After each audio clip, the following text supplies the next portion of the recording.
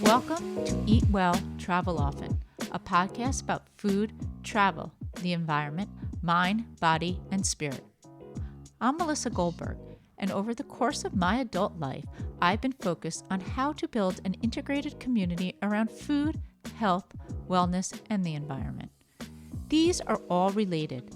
Understanding these interrelationships helps us look at life as a holistic system and teaches us how to connect with each other to create a loving and thriving community. On Eat Well, Travel Often, I talk to farmers, foragers, cookbook authors, doctors, scientists, and entrepreneurs. All have one thing in common. The people I speak with are trying to better everyone's lives through their work and passion. These are the people who inspire me to be a better person. I hope to share with you my curiosity from everything from book to plate. And the goal of these conversations are to inspire you to eat well and travel often. For more than 50 years, Ralph Nader has been working to increase government and corporate accountability. His first book in 1965, Unsafe at Any Speed, was instrumental in forcing the auto industry to install seatbelts in cars. Ralph Nader's continuing advocacy has been instrumental in changing food policy. While Ralph Nader has been in the public eye for decades, what some of you might not know about him is his lifelong commitment to healthy eating and food. Born in Connecticut to Lebanese parents, Nader's appreciation of food began at an early age. His mother was on the forefront of the food movement. She banned processed foods from her home when processed wasn't even part of the American dialogue. In a New York Times article in 1991, Ralph's mother, Rose Nader, said, "If you eat healthy food, you nourish your body and your brain. When you eat junk food, you feel irritated and you don't know why. It's all in the food. It all goes together." And now, over 50 years after his first book, Ralph Nader has published a cookbook. The Ralph Nader and Family Cookbook shares the cuisine of Nader's upbringing with Lebanese dishes inspired by his mother's recipes. Take a listen to Ralph talk about what it's like for him growing up, his relationship to food, and how important it is to have safety laws in the food industry. I could have talked to him for hours, and it seemed he wasn't so quick to get off the podcast either. And his love for this cookbook really comes through in the interview. Stay through the end where I talk about the Ralph Nader and the Family Cookbook recipes details. One final note, some friends and family had a few words about the 2000 election when they found out I was going to interview Ralph Nader. Well, those who are still blaming Nader for Al Gore's presidential loss in 2000, it's time to stop using him as a scapegoat. If you look into the full analysis of votes, Nader's blame has been debunked. 308,000 Democrats voted for Bush in Florida. Half the registered Democrats failed to even vote, and Gore failed to win his home state of Tennessee, among many other factors. Furthermore, we live in a democratic society which gives us the right to vote for anyone who we believe best presents our values. Ralph Nader has been listed as one of the most influential figures in American history. As Mark Green, the former public advocate in New York City and one of the best-known progressive, states in an article in The Nation, if there had been no Ralph Nader, there probably would not have been a consumer rights and corporate accountability movement, or at least nothing remotely resembling the hundreds of organizations, laws, and books that have sprung from his initiative. Welcome. I'm really excited to be speaking to you about your new cookbook. You're a consumer advocate, and your first book came out, Unsafe at Any Speed, was published in 1965 about the auto industry. Now, over 50 years later, you published your first cookbook. What inspired you to do this? Well, because after I took on the auto companies and we got life-saving legislation through Congress, I became involved in the food safety movement. and we worked on the meat and poultry inspection laws in the late 1960s and almost got the fish inspection law through, but it was blocked by the industry. And I would testify before Congress and write articles, Ladies' Home Journal and other publications, on the need for safer food preservation, safer food marketing, safer food labels, and the whole range of inspection at the source in terms of non-reckless use of pesticides and herbicides in the fields, all the way to the processing plants with the industrial agriculture, packed chickens and pigs together, and all the things we know about now. And in the process, the reporters would call me up and say, "Well, what did you eat when you were growing up?" And I said, "Well, why don't you call my mother? She'll tell you what recipes we were eating off of." But I would give preliminary answers. This would go on year after year, and so I thought this would be a good time to comprehensively address that inquiry, because in the meantime, the Mediterranean diet has risen to the top in the estimation of nutritionists around the world as the most diversified and nutritious diet of any area of the world, whether it's Far East or Europe cuisine. And that made a book like this even more important, I think. And as a result, a lot of things fell into place, and I can go into them one after the other if you'd like.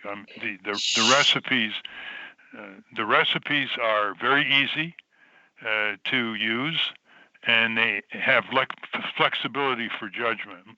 They're mostly my mother's recipes, and she always liked to call recipes "use your own judgment" recipes. So if you don't like coconut in the 222 cookies, you can take it out and you still have good 222 cookies. So she wanted to give people that kind of flexibility. And the second thing is they're full of ingredients that are available in your local grocery or supermarket. They're not exotic ingredients. Probably the hardest thing to get may be pine nuts, but otherwise they're vegetables and fruits largely. It's pretty minimal on meat.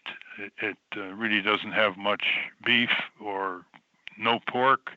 Has some fish, some lamb, and in that sense, it's easy. And the ingredients are inexpensive. I mean, we're not talking about prime rib here, or sirloin steaks. They're really pretty expensive because it's heavy on fruits and vegetables and nuts and available condiments and the like. So I thought it was good to convey all that. The Mediterranean diet that you focus on, can you talk about what's the core of this diet? Yeah, the core is vegetables and fruits. For example, there's a lot in the book that has legumes in it.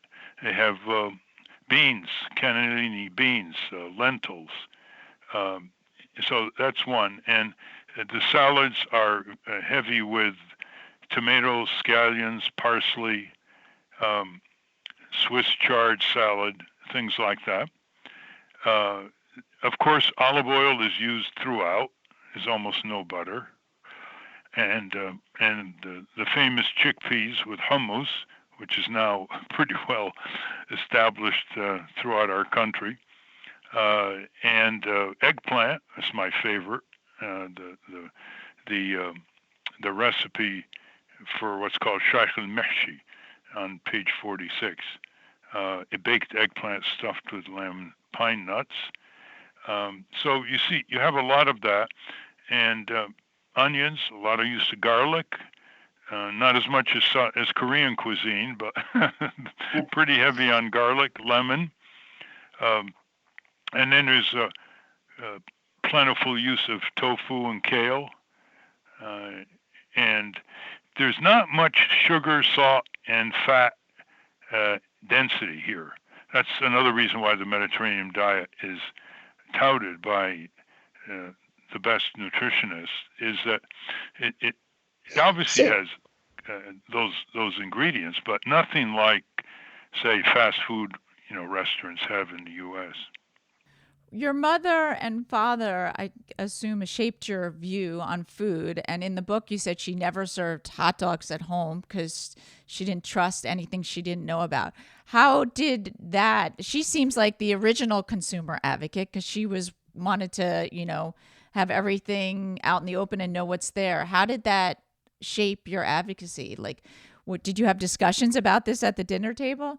All the time. We never whined. We were taught not to whine at all. That we ate what they ate what we ate, and that was the end of it. You cleaned your dish out. It was considered not good practice to leave anything on the dish, and there was time for conversation instead of hurry up, eat your vegetables, eat your radish. There wasn't any of that. They generically took that off the table, so to speak. Yeah, well, the big lesson that my mother taught me was if you don't know what's in the food, and secondarily, if you don't know where it comes from, you should be very skeptical. So the hot dog fit that set of Jeremiah's very well. I mean, we didn't know what was in. Later on, when I was involved in the food safety movement, it turned out that the average hot dog had over 30% fat and a whole series of things that, including debris and things that were not good for you, and it had low nutrition, and it had additives that were not adequately tested, color additives and preservatives, and that's why she would never have hot dogs in our dinner table. I read in a New York Times article in 1977, your mother said food is a way of communicating, a way of teaching. So, did she not only teach you about food at the dinner table? I mean, what were your conversations like? Well, as I say in the introduction, Melissa, the best lesson she taught us was that little interaction when I was 8 years old with her. It's on page 9, and I was pushing aside a dish of celery, radishes, and carrots, fresh. That was like to start the meal.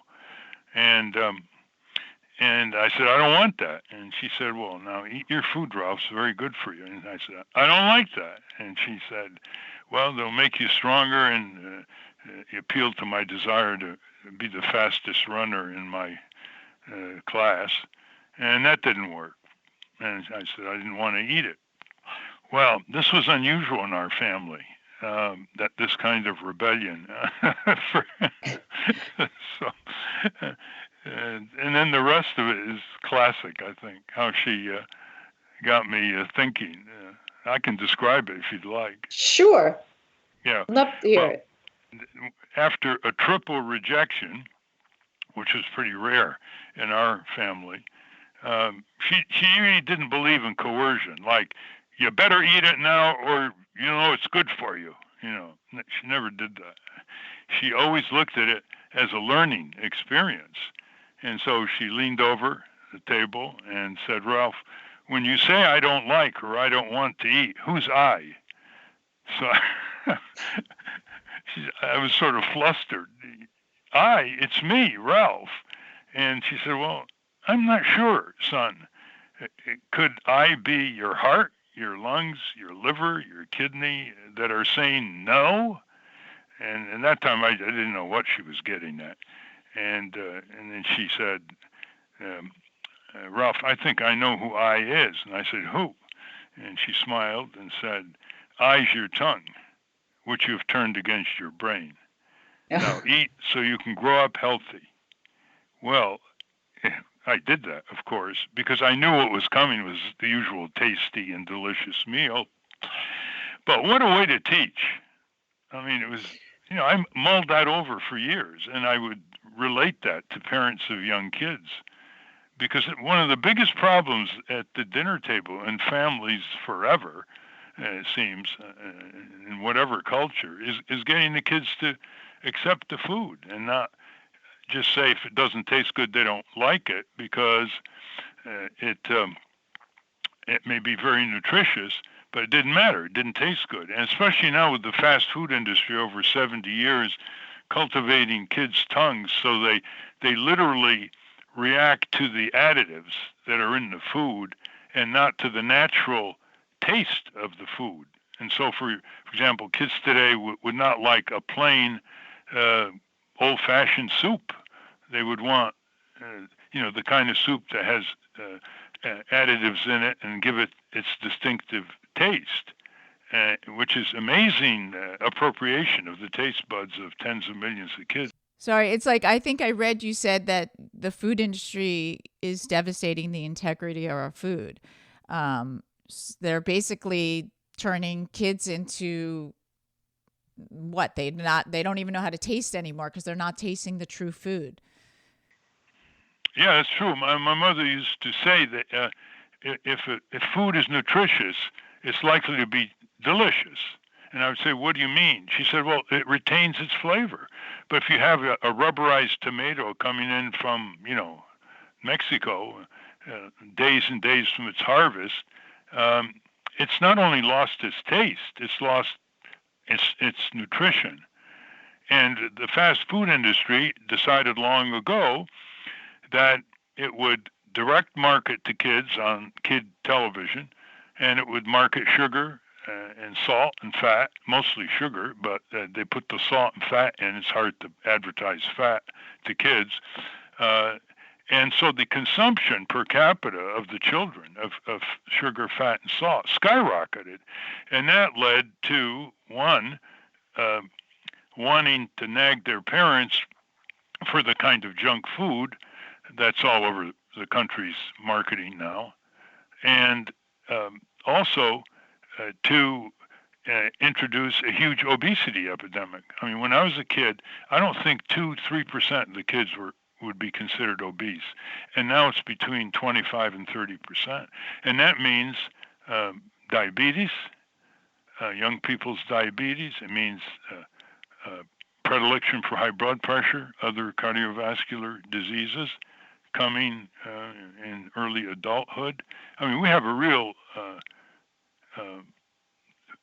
physical disaster here. Physical health has been going on and documented for years, and Michelle Obama was talking about it. And before that, the Center for Science and the Public Interest. And there's nothing new about it except that starting in the 1980s with huge portions, that's when they basically doubled the amount in a cheeseburger.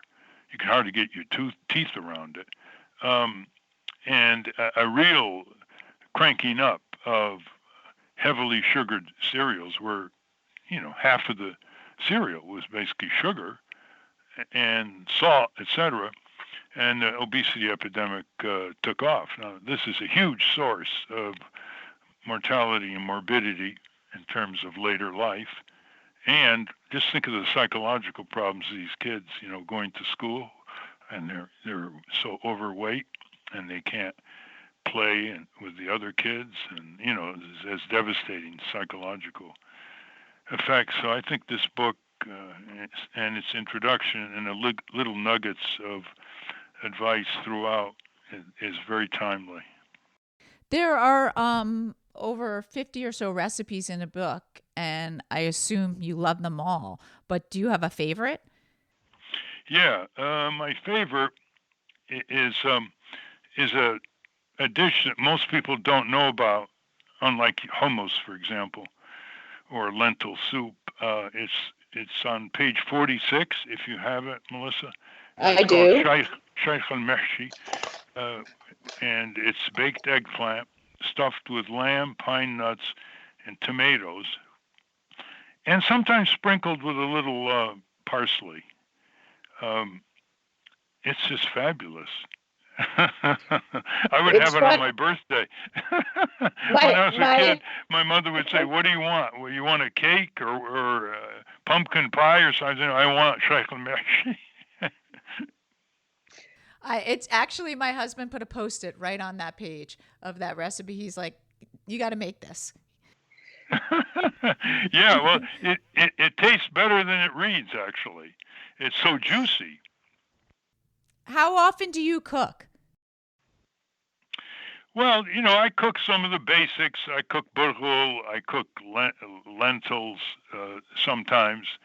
Um, but I am so busy, in Congress and in Washington, and this nightmare $2.2 trillion bill with open sesame to Trump's people and so on.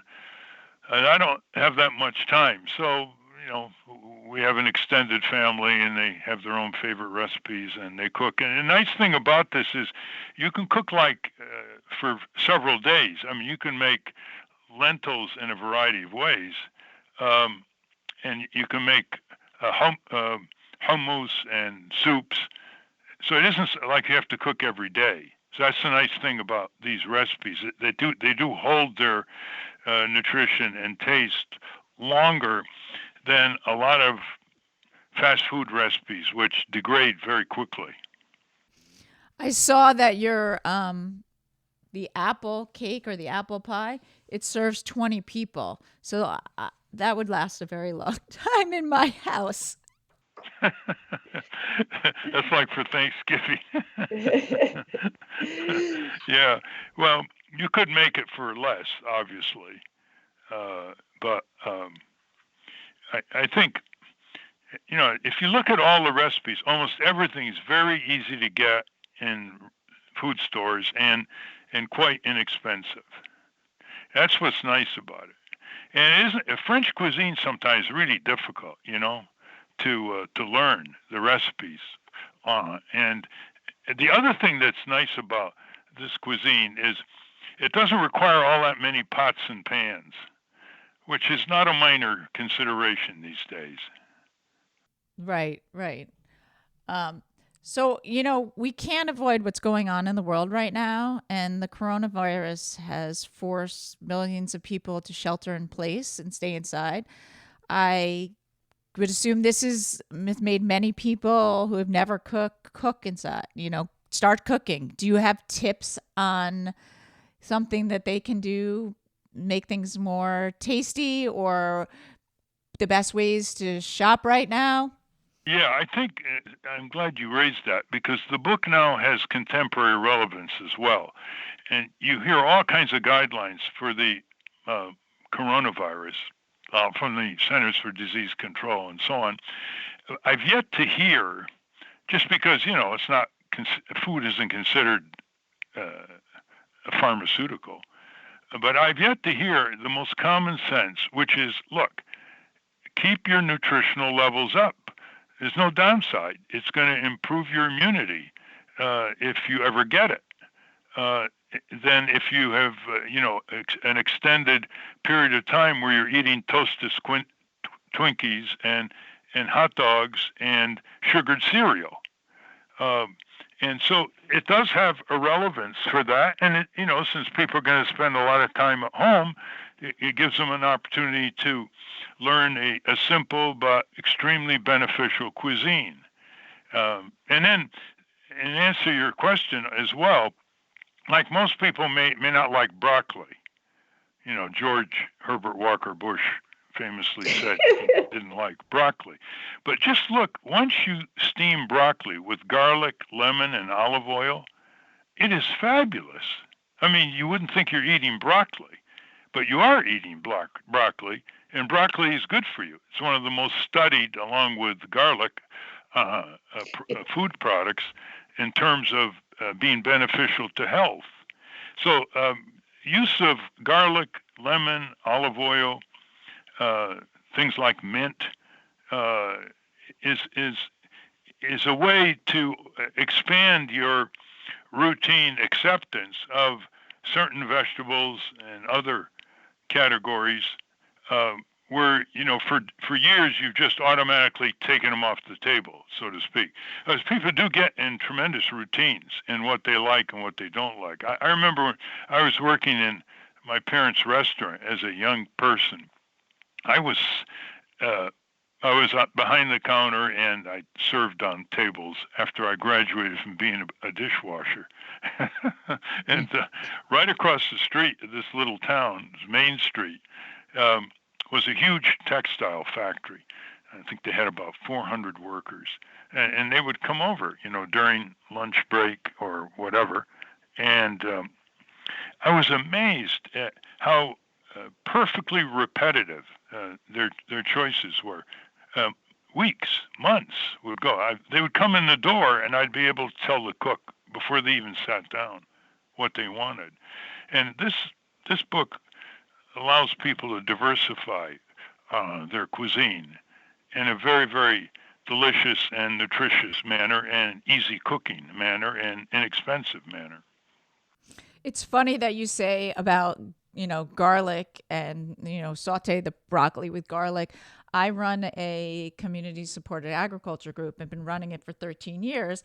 And anytime there's a vegetable that my members don't know what it is, they say, "How do I cook it?" I'm like, "Saute it with little garlic, olive oil. You'll like it." Like that's This brings out the taste. Yes. Yeah. So it right now, in terms of the food supply chain, how concerned are you about? I mean, you're on the inside now. You know what's going on. Is there anything that we should be doing to help support this? Should we be worried? What should people be doing? Well, if they're able to, they should be contributing to food pantries and soup kitchens in their community, because the people who are deep in poverty are very, very vulnerable now. And the second is they should be pleased that it looks like a good planting season at least for the Midwest and the Mid-Atlantic states, because there's almost a perfect regularity of light rain interspersed by sunshine. We haven't had much snow, and when you don't have much snow, you may not have enough spring water, and it may be precursor to drought. But instead of the snow, we've had rain, certainly in New England, and that's very important because you got to keep the supply of food coming off the farms. And then the third thing is be very wary of certain ingredients being in short supply. And I'm not talking about paper products. I'm talking about there may be a run on onions, for example. But what's nice about these recipes is you can have certain things short in supply, but unlike the China-U.S. supply chain, or that we get our swabs mostly from a factory that dominates the market in Italy, and we're running short on swabs, and if you don't have swabs, you can't have testing. There are a lot of alternatives here where the availability is quite plentiful. There are some seasonal shortage problems, like you can't always get eggplant, and you have to be aware of when they are more available and less available. But by and large, you don't have to engage in heavy hoarding to get some of the basic recipes in this book. Do you think that farms are going to have worker shortages because of the borders being shut down because of the virus? Yeah, unless there's an agreement with people unless there's agreement with Mexico and Central America.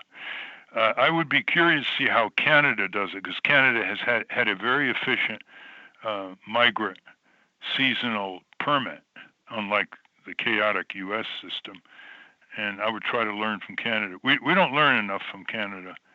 They had universal health care, daycare, home health care. What are they, smarter than us? Maybe they're more I think we don't more demanding than us. Right. I don't think we learn enough from anybody. But that's true. Well, we all grew up, didn't we, Melissa? And the one thing drummed into our heads, America's number one. It's not number one in a whole series of indicators, including wages. And the only place it's clearly number one is incarcerated people per capita. Right. So you Yeah, have been. that hasn't been raised yet. The migrant worker. Um, However, with these trillions pouring out, they may subsidize farmer workers. They may subsidize the growers. Right. Well, the farmer that I work with for my CSA, his workers have been coming up from Guatemala every year for the season, and he can't get them into the country right now. Yeah, because now, Trump has another excuse that even if they want to come, he'll say, well, they've got the disease. Although we now are leading the world in accelerated infections. Oh, it's a real problem. Who can predict all the variables? But you can do a lot with subsidies, Companies love subsidies. They love, but the small, these small organic farmers really don't get what these big conglomerate farmers get. Yeah, So, that's true. So you've That's been true. Yeah. Sorry, go ahead. I was going to say, there is such a huge difference, isn't there, between the great big growers in California that have gotten subsidized water and other kinds of price supports, and your neighborhood organic farmer. But that may be the savior, that there'll be more gardens. Already there's a run on seeds. Have you read about that? I read it. Well, I know that the farmer that I work with, he orders seeds. He can get them the next day, and they're now like a week or two out. And I hear there's also a run on people buying baby chicks. Yeah, that's right. There's an article on that in the New York Times. Yeah. Well, in a way, that's encouraging because, in World War II, when Franklin Roosevelt urged people over the radio to start victory gardens, listen to this figure. It's amazing. 20 million victory gardens cropped up. And at one point in the peak, like in 1944, 40% of vegetables were produced by those gardens. That's amazing. And now most kids don't even know where their food comes from. They don't know what a garden is. I mean, it's terrible. So many kids grow up on asphalt and concrete, and they don't know what soil is. You know that New York Times summer program for poor kids? When, they go to rural areas for 2-3 weeks. Uh-huh. And I once read a story they wrote about it, and one of the immediate reactions of the 9-year-old was that she had never had her feet on soil before. That's scary. I know with my kids, we've been having a garden, and I've been doing this CSA, and it took a while. When they were little, they didn't understand. And as they started eating food right off the plant, they were like, wow. And, they've grown up with it and they understand where food is. But most kids don't understand it. And they think it comes from the shelf and it's a box of cereal or it's a, bag of chips or McDonald's. And, I hope that what's going on maybe will open people's eyes and understand that, right now they're looking at the nurses and the doctors are the lifeline, but the farmers are the lifeline of everybody. It's Well, that's why, that's a commentary on our educational system's failure, isn't it? My sister, several years ago, started a baking project for 5th graders, and it was spectacularly successful. She had someone come up from Southern Connecticut and explain all about how the wheat is grown, and with pictures and all. And then they learned how to bake their bread. And when the bread came out of the oven in the school cafeteria, they were so proud to take it home because they don't make things anymore. They just look at screens, And it was spectacular. The only reason it ended is because, ironically, they replaced that part of the kitchen with a computer room. How about that? See? So, and then when the kids are taken on little tours, in Washington, they take them to National Airport, look at the planes. Well, they should take them on tours to farms. There are some farms in Virginia that encourage tours. I mean, regular tours Where are you? Where are you located, Melissa? I'm in New Jersey. Oh, so yeah, the Garden State, right? So, Well, the farmer that I work with, he does volunteer days and people can go out and help them pick. And I always try to bring my kids out there and bring the family out there so they can understand how it's really hard work. And this is where your food comes from. And, it just doesn't come from the shelf in the supermarket. and have them pick. Sometimes, the farmers will let people pick blueberries or whatever and keep them. And that's a good experience for kids. Do you know about the work at Center for Science in the Public Interest? It's a group I helped start in Washington. Mike Jacobson ran it. I do, but why don't you tell everybody about it? Yeah. Well, when I got into the whole food situation in Washington in the late 60s, I wanted a scientist. And so I went to MIT to recruit and had a whole bunch of PhD candidates, et cetera, come one after other in the interview room. And along came Michael Jacobson. And to this day, I remember he was getting his degree in biochemistry. And he didn't just want to go into the food processing industry where he develops the latest whip for some bakery product. And I said to him, Mike, this is serious business here. We don't want you just to come for a year. It's got to be in the long run. And he said, I'm in it for the long run. 50 years later, more than 50 years later, he's still there. He's the chief scientist now. He stepped down from being the executive director. And his work was spectacularly successful. I credit him with changing the diets of about 40 million people. He would go on the Mike Douglas show, the Phil Donahue show with me. He'd show all the fat in the vial from the recipe for cheeseburger from McDonald's, and people would gasp. And he started this newsletter, which I hope you're getting. It's the best in the field. It's called Nutrition Action.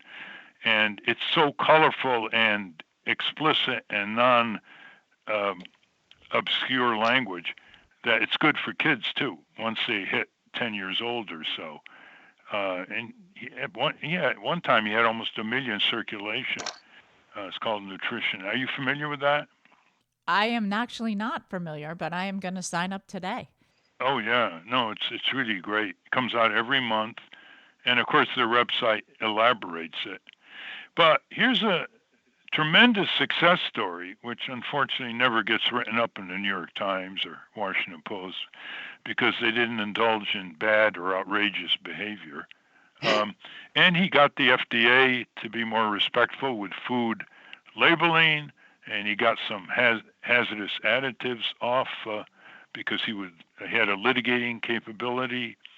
But it's mostly as an educator reaching millions of people. Unfortunately, the degrading of our media culture is such that all these programs are no longer around. Donahue's no longer around, Mike Douglas, Merv Griffin. Well, they all had a lot of entertainment, but they always had time for serious topics because they were afraid of, for one thing, not Donahue, but the others were afraid of the FCC cracking down because they didn't meet the minimal standards of the public interest, convenience, and necessity in the 1934 Communications Act.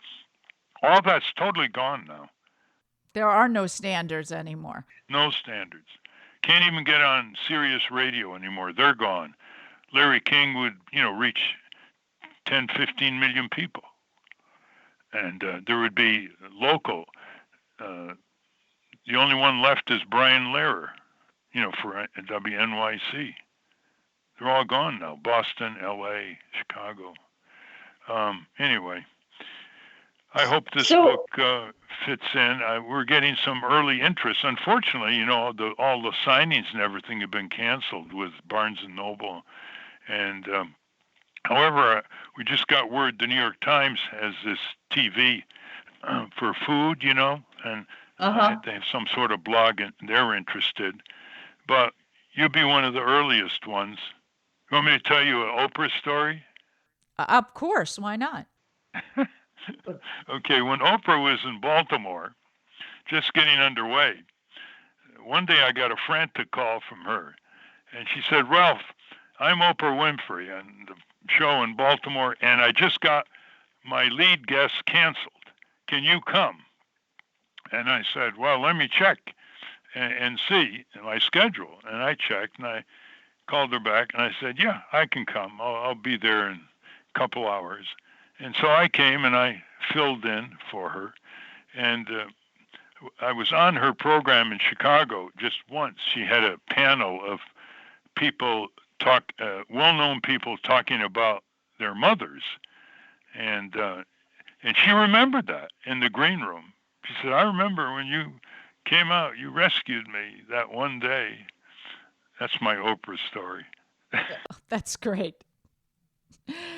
So I've taken up a lot of your time, and I really appreciate it. And I love this book, and I'm gonna go this week and cook some recipes from it. And I hope it does really well. And I have to say that along with many people, really appreciate all the work that you have done over the years to advocate for us. And in so many ways, I mean, from food to consumer goods to everything, we need more Ralph Naders in the world to help us get through. I can second that one. This is, the food industry keeps coming back. You just think you've straightened them out on certain things, and they keep, turning the corner on you. And I hope there are more Mike Jacobsons, and I hope more young people. They are stepping up, as you know, with these gardens and these CSAs, what you're calling the connection with the family farmers, and a lot of young people are starting farms close to cities. And all that is encouraging, but you have to look at what the young generation is eating. And now, as you know, Trump has opened the floodgates to junk food into school lunch programs. That's another one. He has a list of everything Obama did, and he wants to reverse it in a kind of Captain Queeg, Captain Ahab manner. He's he's occupationally insane. I can elaborate that but he is occupationally insane, and it's seriously damaging the quality of the food supply.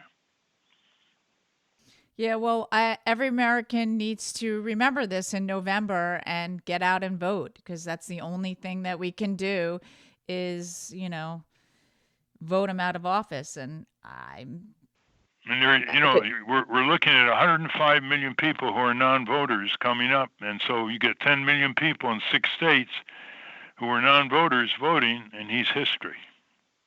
Yes. So. Yeah. By the way, it's not just my mother's recipes. We have a few other recipes. The chef of this new Mediterranean restaurant, New James, that's been rated top Mediterranean restaurant in Connecticut, and he has a couple recipes. Sister has a recipe. Nephew has a recipe, and also it does have what I think is some good family advice for young parents. I think that's an important part of the book. It's written in the introduction and sometimes interspersed. So that's, reflects the memory of my mother, which is food is more than food. It's upbringing. And it's community. It's community, it's upbringing, it's good conversation around the dinner table instead of grumpy kids looking at their iPhone. Right. Old-fashioned in a way. My family, we have a rule. There's no phones at the table. There's no electronics. We sit there, we talk, and we communicate. And that's, it's the way to be. And one thing about this virus is I think it's bringing families together. We're stuck at home, and, we have to sit down at the table and talk to each other and do puzzles and be together. Oh, for sure. It may create new tensions because they're not used to being cooped up. But on the other hand, fear sometimes produces a sense of cohesion in families, obviously, and that's beneficial. How old are your kids? 13 and 16. Oh, good. Yeah, and we've been cooking every night. Last night, my son says, I want to make this. And he said, I want to make Pop-Tarts. I'm like, Pop-Tarts? We don't even buy Pop-Tarts. And he's like, well, I saw this video. And we sat and we made the dough last night and we stuffed them and. That's nice. That's nice. And it just reminds me, some of the ingredients here you can glean if you live in a rural area. Some farms, they have mint that they don't use. They have grape leaves that they don't use. And some of the more outward families tend to take the family on a trip up the road and around the corner and across the brook, and they see a farm whose farmer they know, and they teach the kids how to, in a simple way, harvest. Yes, it's a great thing to do. So, well, thank you so much. I know you're busy. Is there one last thing you want to tell everybody about the cookbook, or? Yeah, I just think it's a perennial compendium of nutritious, delicious foods that you can get easily the ingredients inexpensively, and you don't have to fear about complex recipes. And there's a lot of good advice for parents with young kids throughout. And it will reduce a lot of aggravation at the dinner table if you set certain standards and rules right at the beginning, as we mentioned earlier in the interview. Are you part of the blog or whatever it is of Oprah with your No, I'm not. I would love to be. Oh, okay. So you're like an independent podcast? Yes, it's an independent podcast, correct. Oh, good. When did you start it? I actually started it in January because I wanted a way to teach people about food and travel and different cookbooks, and I talked to different farmers and public health advocates, just to people who I think are inspiring and doing good, just so other people can learn about things that are out there. Good. It's going well? It is. Yes, it's going well. Yes, it is going well. And I'm learning every day. Anyway, call anytime, Melissa. Thank you. All right. Thank you. And be safe and be well. Well, Bob, thank you. Bye-bye. And now we are at the Book to Plate segment of Eat Well, Travel Often podcast. Here, I report back to you my personal experience. It could be a cookbook I cook from, a restaurant I ate at, even a place I recently visited. If you have any suggestions, please reach out to me. The Ralph Nader and Family Cookbook was inspired partly by his work with food safety laws, partly by the response to a 1991 collection of recipes that his parents compiled, and the growing popularity of Arab cuisine backed by scientific research that the Mediterranean diet is about the healthiest in the world. 2 recipes in the book were contributed by Chef George Nujam, who runs a bistro in Nader's hometown in Connecticut. The book is split up into 6 sections: appetizers and dips, soups and 1 smoothie, salads, main dishes, vegetables, and bread and dessert. Most ingredients can be found in general supermarkets, and the dishes are easy to prepare. Recipes include hummus and baba ganoush, garlic soup, Swiss chard salad, siki a la mashi, Ralph's favorite, which is baked eggplant stuffed with lamb and pine nuts, and desserts like apple cake and rice pudding. At the bottom of the table of contents is written, "You are urged to purchase organically certified food whenever possible." Yes, I love that. Ralph Nader gave me permission to share some of the recipes on the Eat Well, Travel Often website. Try them out and report back on how they came out. Link to purchase book will also be in the show notes. Wow, that was so cool. I am still elated from that interview. Thank you, Ralph Nader, for taking the time out of your busy schedule to talk to me. You are responsible for so many important consumer protections: the Motor Vehicle Safety Laws, the Safe Drinking Water Act, the Pure Food Act, the Clean Water Act, OSHA, EPA, Consumer Product Safety Commission, the National Highway Traffic Safety Commission, the recalls of millions of defective motor vehicles, access to government information through the Freedom of Information Act, and many lives saved. Everyone, if you like this episode or any of my other episodes, please rate and subscribe in Apple Podcasts. Check out my website, eatwelltraveloften.net, where you can find all the show notes. Please email me at melissa@eatwelltraveloften.net with any comments or recommendations. And please follow me on Instagram and Facebook at Eat Well Travel Often Podcast. Be safe, be healthy, and eat well and travel often. Just as you know, not right now. And please, stay safe and inside.